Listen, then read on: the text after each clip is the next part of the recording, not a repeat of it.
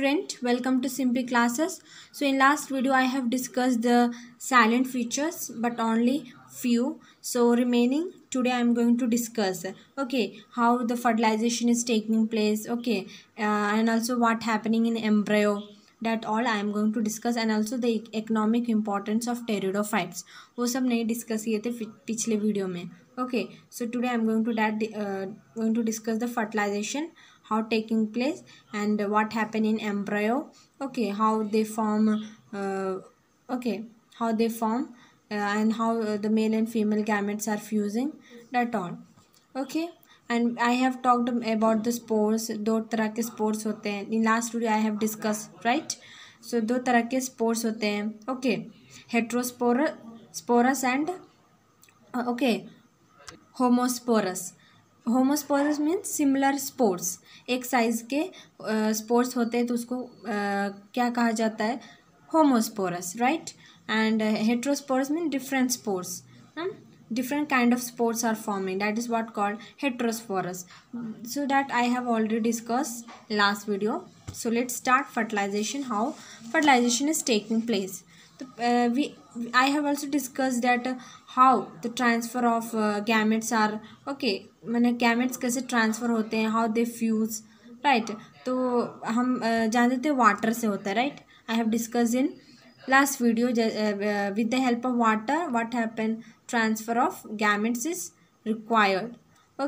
So water is required for the transfer of anthrozoids. Fertilisation की बात करें तो वाटर में वो एंथ्रोजोइड्स क्या होता है, वाटर से वो ट्रांसफ़र होता है antherozoids. And the male gamete released from the antheridia.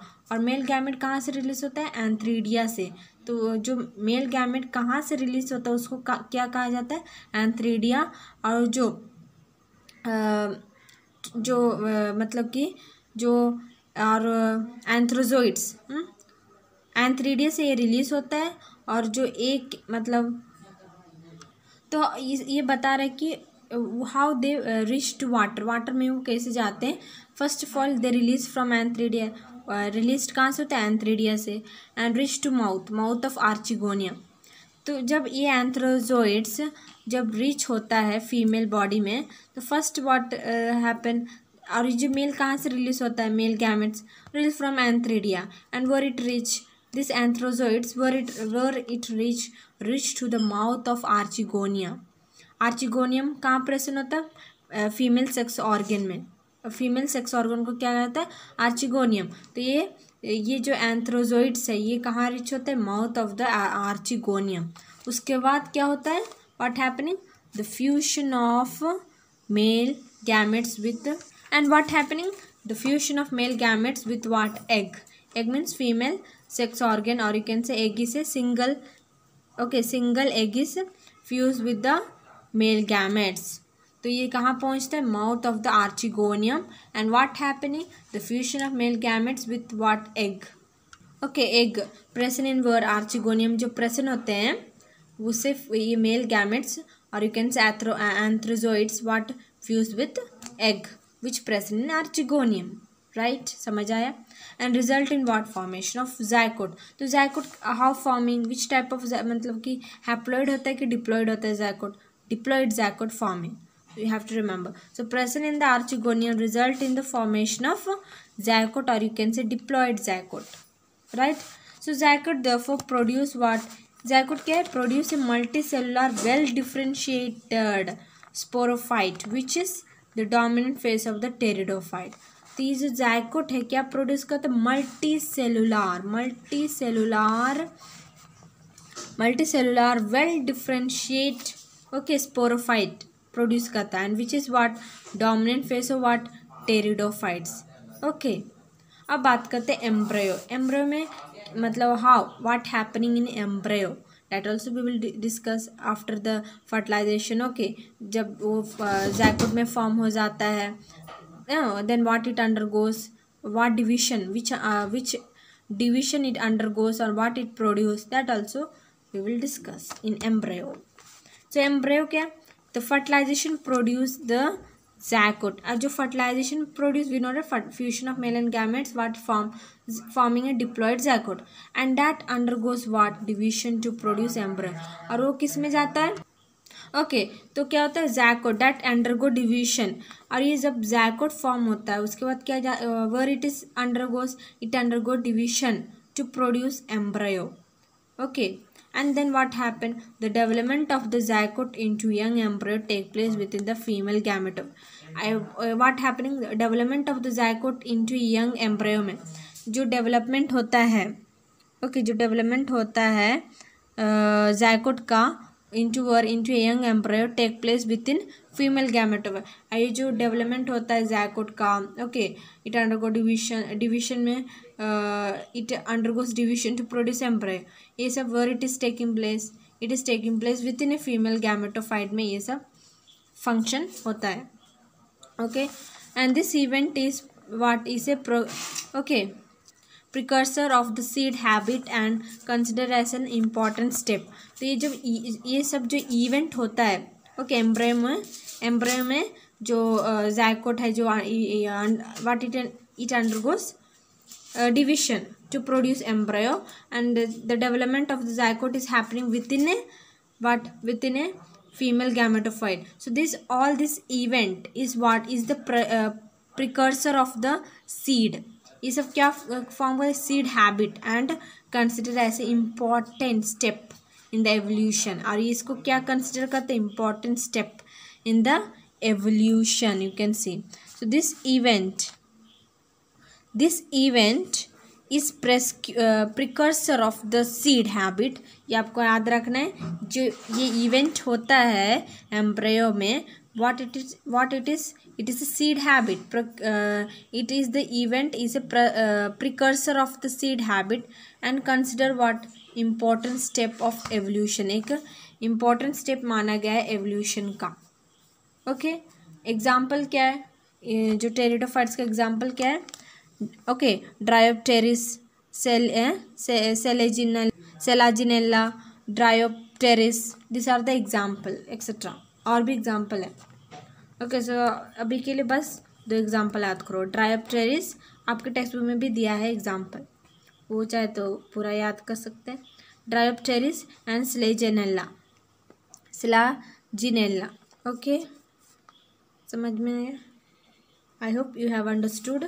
Okay what happening and what it is considered as an important step in evolution. You have to remember. Okay. Then now economic importance of टेरिडो, very important.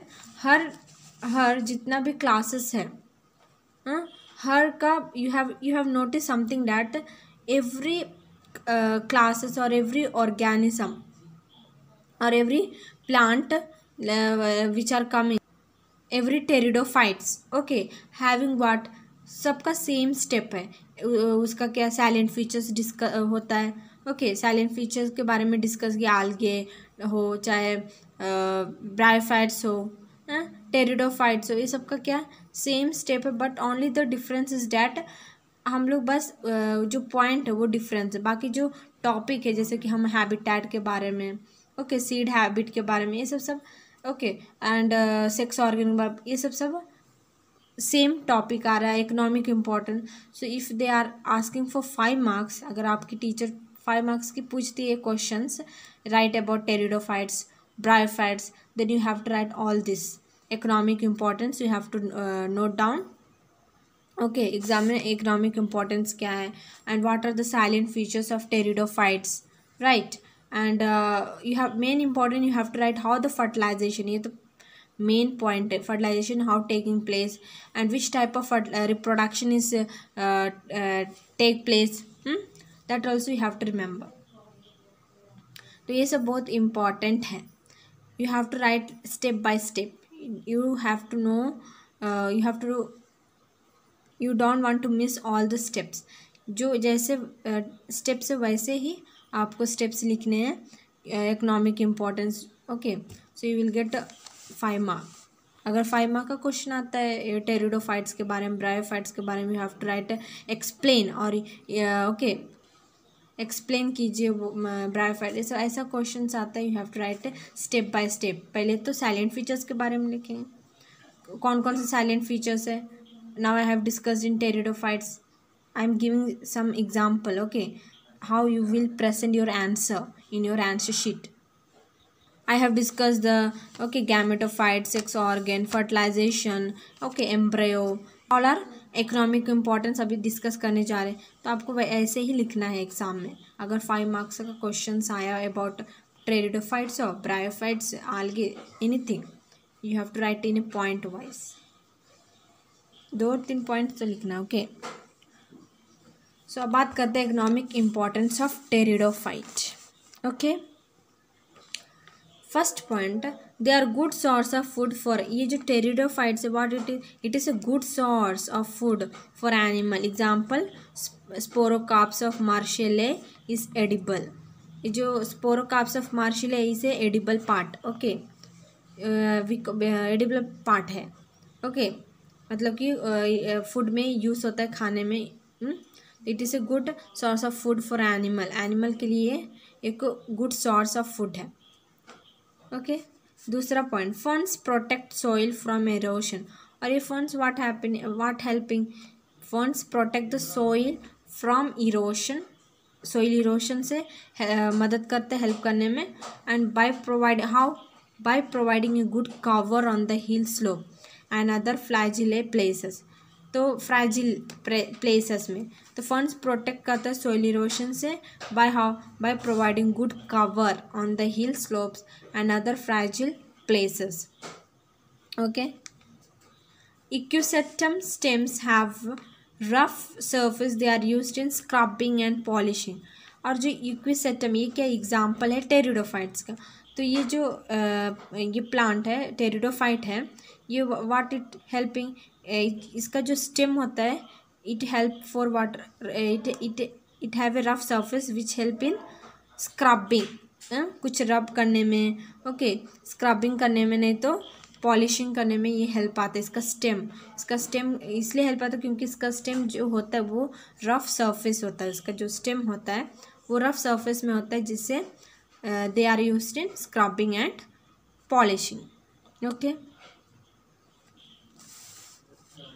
आइजोला a water ferns, ये Azolla एक water ferns है, has a symbiotic relationship, has a symbiotic association with nitrogen fixing.